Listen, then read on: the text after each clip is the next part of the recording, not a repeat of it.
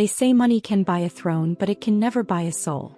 You can build an empire out of concrete and glass, but if you build it on the tears of the innocent, that empire is nothing more than a house of cards waiting for the wind to blow.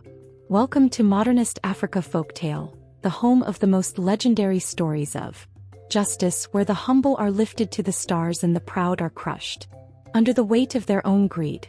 If you believe that a person's heart is worth more than their bank account, hit that like button right now and comment. Kindness is power down below. Our community is built on the belief that everyone has a story, and today's story is one the world will never forget. Look at this man, Julian Sterling. At 35, he was the king of Atlanta's logistics world. He wore $3,000 Tom Ford suits. He drank scotch that cost more than a teacher's monthly rent. To Julian, people weren't human beings. They were numbers on a spreadsheet. They were assets or liabilities. And on a cold Tuesday in November, he looked at Nala Mensa, his most loyal secretary of 5 years, and he didn't see the woman who stayed until midnight to fix his mistakes. He didn't see the woman whose parents came from Ghana with nothing but a dream and a prayer. He only saw a liability, because Nala was 6 months pregnant. And in Julian's cold, calculated world, a baby meant maternity leave. A baby meant insurance premiums. A baby meant a drain on his precious profit margins. "It's just business, Nala," he said, not even looking up from his gold-plated desk as he handed her a termination letter. No severance. No mercy. Just a box. And a cold walk to the elevator. He watched her go, thinking he had saved his company $60,000. He thought he had won. But Julian Sterling forgot one thing. The universe has a way of balancing the books. And the debt he racked up that day? It was going to be collected with interest. Before we see how Nala turned her tears into an empire and how Julian ended up on his knees in the very lobby he once owned, hit that subscribe button right now. On this channel we tell the stories the world tries to hide. We tell the stories where the humble rise from the ashes and the proud learn that the higher you climb, the harder you fall. Turn on those notifications, because the payback in this story isn't just legendary, it's divine justice. Now let's go back to the day the sky fell on Nala Mensa. The air in the Sterling Tower always felt like it was filtered through ice, but that afternoon was freezing. Nala stood in the center of her small cubicle, her hands trembling as she tucked a picture of her late mother into a cardboard box. Her stomach, a visible curve beneath her modest Zara blazer, felt heavy. "Nala, are you still here?" It was Marcus, the office manager. He looked at her with pity, which was worse than Julian's coldness. "I'm leaving, Marcus," Nala said, her voice a fragile thread. I don't understand. I've never missed a day. I worked through my morning sickness. Handled the Dubai merger when Julian was too hungover to speak. Marcus sighed, looking around to make sure the CEO wasn't listening. "He's restructuring, Nala. That's the official word. But we all know. He hired a 22-year-old replacement this morning. She starts Monday. He's half your salary and, as Julian put it, not encumbered by family obligations." Encumbered. The word felt like a slap. Her baby, the little girl she was already calling Amara, was an encumbrance. Nala walked out of the building she had helped build, carrying her box. He got into her 2012 Toyota Corolla. The one Julian used to joke looked like a poverty mobile in the executive parking lot. She sat in the driver's seat and, finally, she let the first tear fall. Nala was 31 years old. Her parents had passed away 2 years prior, leaving her with their values. "Obra nai wabo, life is what you make it." But right now life felt like a mountain of debt. He had a mortgage on a small townhouse in Gwinnett, 3 months of savings, and a baby on the way. The next 3 months were a descent into a hell Julian Sterling couldn't imagine. Nala applied for 82 jobs. She was overqualified for most, but the moment she walked into interviews with her growing belly, the atmosphere changed. The smiles turned plastic. "We'll call you," they said. They never told. By the time she was 8 months pregnant, the savings were gone. The bank didn't care about her loyalty to Sterling Logistics. The power company didn't care that she was an alteration specialist on the side. In January, the coldest month Atlanta had seen in a decade, the final eviction notice was taped to her door. Nala Mensah, the woman who spoke 3 languages, the woman who graduated top of her class, spent her 9th month of pregnancy sleeping in the back of her Toyota Corolla. She parked in the back of church lots, covering herself with old fabric, scraps from her sewing kit to stay warm. She survived on peanut butter and tap water. Every night she would rub her stomach and whisper to the darkness, "I'm sorry, Amara. I'm so sorry. But I promise you the world will know your name. And they will never look down on us again." Then came the night of the storm. Nala's water broke in the front seat of that cold Toyota at 2 a.m. He didn't have a phone, the service had been cut weeks ago. She had to drive herself to the charity hospital, clutching the steering wheel between contractions that felt like her body was being ripped apart. She gave birth in a ward with 12 other women. No flowers. No Julian Sterling sending a get-well basket.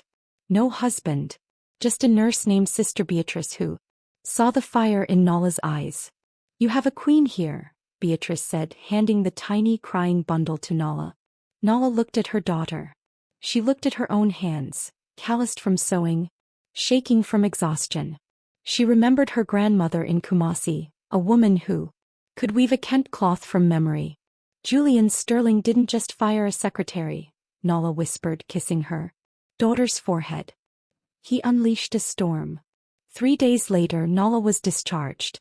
She had no home to go to, but she had a laptop, a library card, and a sewing machine she had refused to pawn. She went to the public library every single day. While Amara slept in a donated carrier at her feet, Nala didn't look for secretary jobs anymore. He realized that Julian's logistics empire had a massive, gaping hole. He only serviced the giants. He ignored the thousands of immigrant entrepreneurs, the small African and Caribbean shops in the city that struggled to ship their goods home. Nala began to code. She began to map. She used her last $20 to buy a domain name, Heritage Links. She wasn't just a secretary. She was an architect of flow.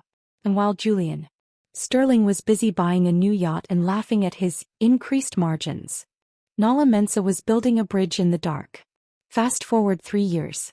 The logistics world in the Southeast had a new name that everyone whispered in hushed tones. The Ghost of the Coast. A company called M Global had appeared out of nowhere. They didn't have a flashy skyscraper in Buckhead. They didn't have a CEO who appeared on 30 under 30 lists. But they had something Julian Sterling was losing. The heart of the people. Julian was sitting in his office, the same gold-plated desk, but the room felt different. It felt smaller. The scotch in his glass tasted like ash. "What do you mean the Savannah contract went to them?" Julian roared, throwing a file at Marcus. Marcus, who looked 10 years older, shook his head. "They underbid us by 15%, Julian. But it wasn't just the price. They have a proprietary AI that tracks shipping routes through the continent better than anything we have. The clients say M Global feels personal. They speak the languages. They understand the customs. I want to know who owns M Global," Julian hissed. "I want to buy them. Or I want to bury them." "We've tried," Marcus said quietly. "The CEO is a ghost. She never does interviews. She never goes to the galas. She just works." Julian looked at his bank statements. For the first time in his life, the numbers were red. He had overleveraged. He had spent millions on a lifestyle that was now a cage. His investors were breathing down his neck. Sterling Logistics was 6 months away from bankruptcy. "Set up a meeting," Julian commanded. "Tell them Sterling Logistics wants to discuss a strategic merger. We'll go to their office." "They don't have an office, Julian. They have a warehouse in College Park. And the CEO said she doesn't do mergers." "But," Marcus hesitated. "You heard we're struggling. She said she's looking for a junior logistics coordinator. Someone to handle the grunt work." Julian laughed, a bitter, jagged sound. "She wants me to apply for a job?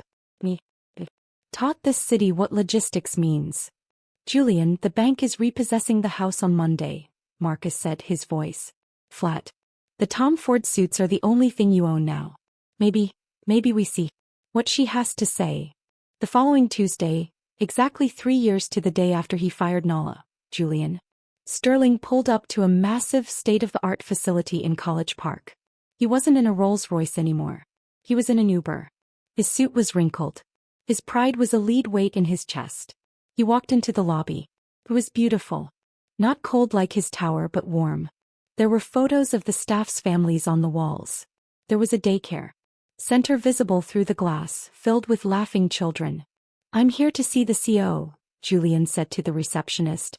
The receptionist, a young woman who looked exactly like the replacement Julian had hired 3 years ago, smiled.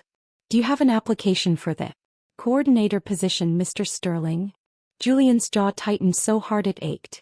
"I'm here to discuss a merger." "The CO doesn't do mergers," the girl repeated.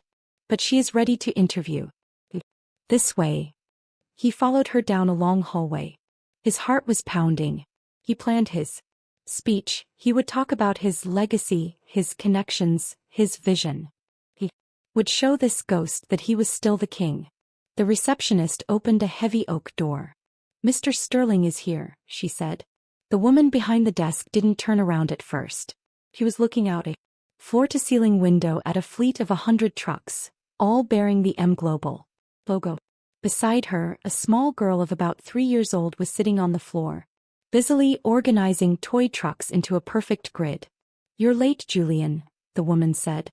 Her voice was like silk and steel. Julian froze. That voice. He knew that voice. It was the voice that used to remind him of his mother's birthday. It was the voice that used to fix his typos. The chair swiveled around. Julian Sterling felt the air leave his lungs. He felt his knees go weak. It was Nala. But it wasn't the Nala he had thrown away. This woman was wearing a custom-tailored emerald green suit. Her hair was braided into a crown. It looked like royalty. She looked like the woman who owned the world. And on her desk, in a gold frame, was the termination letter he had signed 3 years ago. "Nala," Julian whispered, his face turning the color of chalk. Nala Mensa leaned back, her eyes as calm as a deep ocean. "It's Mensa to you, Julian," she said. "Now, tell me, why should I hire a man who doesn't know the difference between an asset and a liability? Oh, we're just getting started. If you think Julian's face was shocked now, wait until you see the test Nala has prepared for him. Wait until you see what happens when the man who once mocked poverty has to beg for a minimum wage paycheck just to keep his lights on. Should I continue? Type continue if you want the next part of the payback.